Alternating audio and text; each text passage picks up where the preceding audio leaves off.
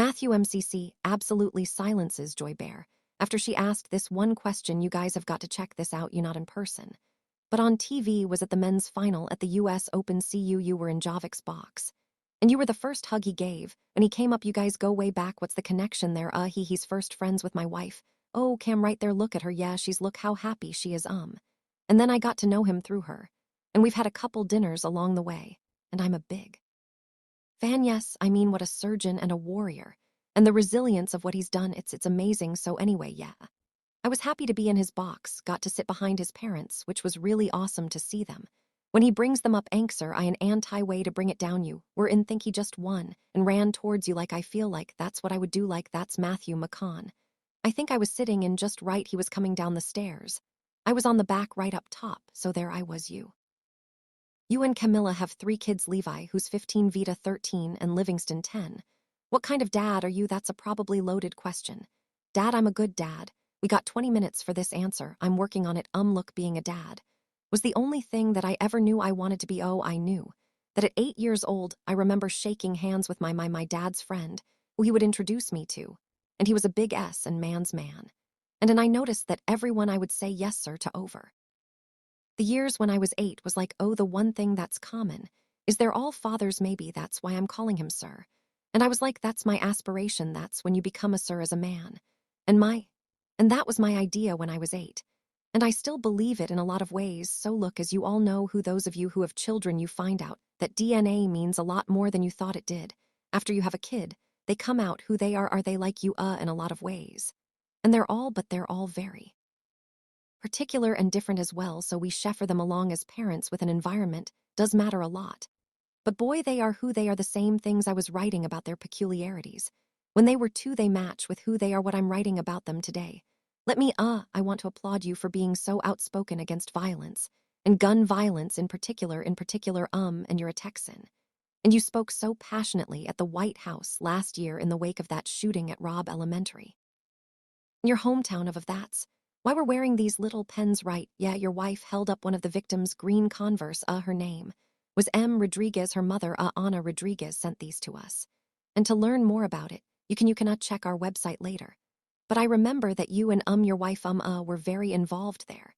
And now you have launched the Green Lights Grant Initiative to help make schools safer. Yes, please, tell us about. Thank you for the opportunity to sow what we found out after. After what happened at Robb Elementary and many other schools, first bill was passed in 30 years to help make schools safer, bipartisan, safer communities.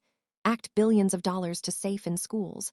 What I find out months after the bill's been passed is that very few applications are going in from the school districts. And for those that are applying, very few are getting granted and awarded. So the money is still there. We're like, wait, where's the gap? Well, we found out that these superintendent staff to fill out these grants to the government, a lot of them are driving the school bus, and they're the PE teacher, and this grant process is 50 pages. And it's intimidating. And I don't know about y'all, but I have trouble making it through filling a custom card out without having to scratch stuff out. It is intimidating, so they don't have the expertise for the time. The government wants these grants to be filed. They want to spend the money. It's use it or lose it money. And if we don't spend that money that the government has by 2026, it could be reallocated in 2021. You consider a run for governor, right, of the state of Texas. Do you think political office is in your future? Can you see that if it's where I would deem myself to be most useful? Yeah. Yes, you think get elected in Texas being anti-gun. Do I think I could get elected in Texas being an anti-gun? One thing about if me in politics is to give you a direct statement, right, there is playing a game that I'm not interested in playing. Give you a direct statement, right? What she tried to do right there is pigeonhole him into a position one that he might not even have. That's what a lot of these journalists do. They want to have you on record saying this or that. But in reality, there's a gray area. Not everything is black and white, yes or no. And that's exactly what politicians and journalists do so well. They're good articulating and verbalizing things that just don't really answer the question. They kind of like walk around it. And Matthew MCC, he wasn't having any of that. He's like, I'm just not going to answer that question now. I'm not saying Matthew MCC is this big-time conservative. He loves guns this. And that I'm not saying that he's probably quite moderate, especially because he's in Hollywood. For example, check out this video where Mammon talks after a school shooting.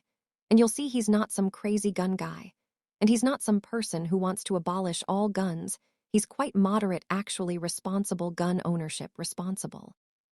Gun ownership, we need background checks. We need to raise the minimum age to purchase an R5 rifle to 21.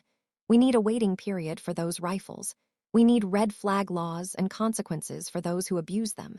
These are reasonable, practical, tactical regulations to our nation states, communities, schools, and homes. Responsible gun owners are fed up with the Second Amendment being abused and hijacked by these regulations, are not a step back, they step forward for a civil society. And the Second Amendment, first and foremost, I want to give the utmost respect to Matthew McConaughey for being able to sit in a room with all these women because these ladies speak gibberish on a day-to-day basis.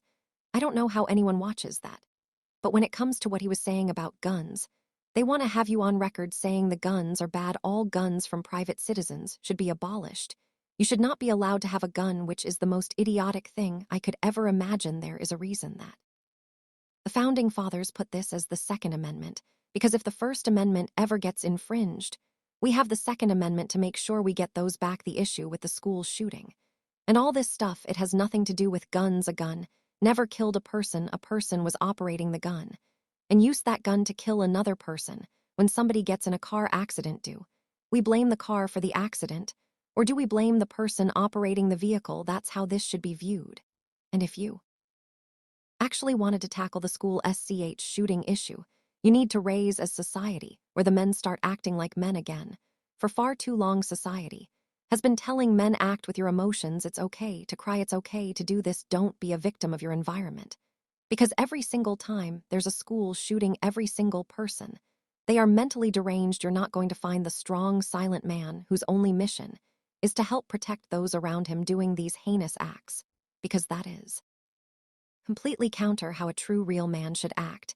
And I know I'm getting a bit off topic, but I just want to pose a question for you before we leave. Who is more likely to commit a school shooting? A man who goes to the gym every day, works on himself, has a loving family, who is raised well and told to always protect those around him, or the only child person who goes to therapy twice a week, popped up on drugs, doing all this crazy thing, transgender, who's more likely to commit a school shooting? This is a mental illness problem. This is not a gun problem. And that's what a lot of the left tries to paint this as, and that is not helping this problem. That is only gassing the flames. But yeah, let me know your thoughts on this down below. Would you ever vote for Matthew McConaughey for any role in political office? Let me know. I'd love to hear that. And if you enjoyed, make sure to smash that like, comment, subscribe, and wish you guys nothing but the best till next time.